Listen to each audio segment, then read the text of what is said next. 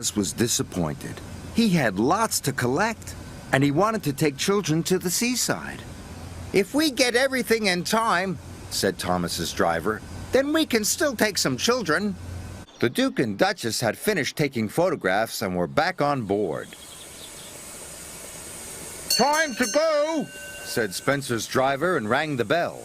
But nothing happened. Spencer was dreaming of victory.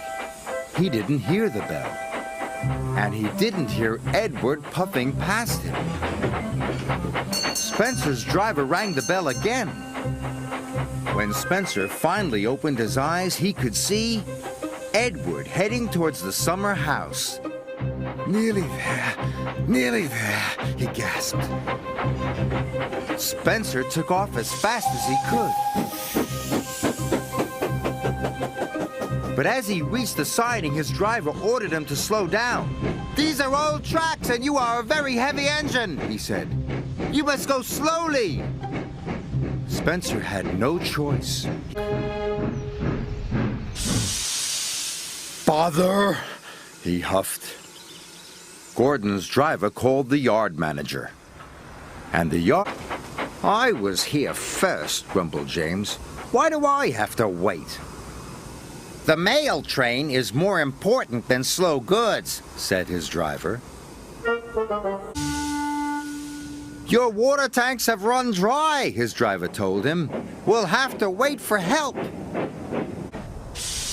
"You have beaten Gordon's record," he said.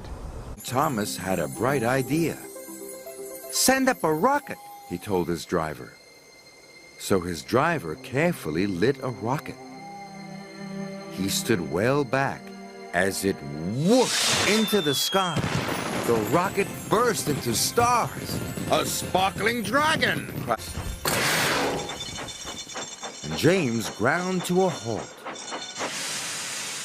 "I will have to go and call for help," said his driver.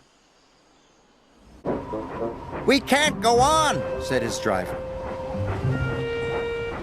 Thomas pulled to a slow, sad stop by a signal box.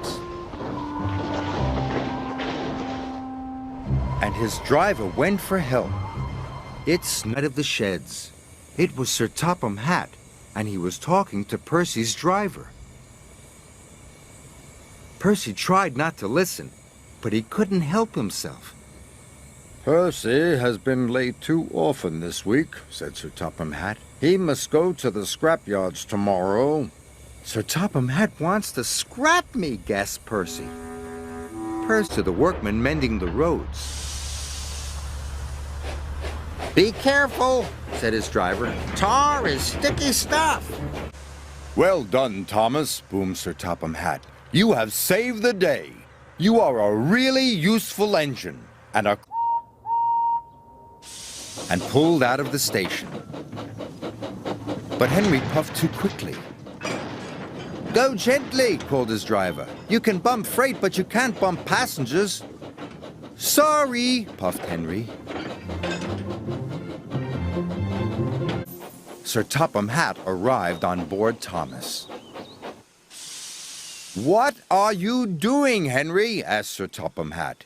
"You are causing confusion and delay." Henry told him all about the wishing tree. "Wishing trees don't run railways," said Sir Topham Hatt. "That's my job. Gordon just needed some repairs. He'll be back tomorrow." Henry was delighted.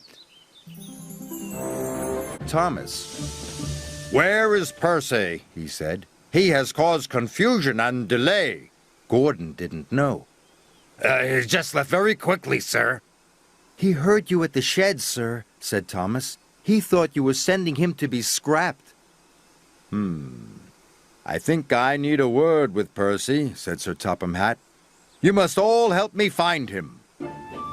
But soon the clear blue sky was eaten away by dark gray clouds. "They look like snow clouds to me," said his driver.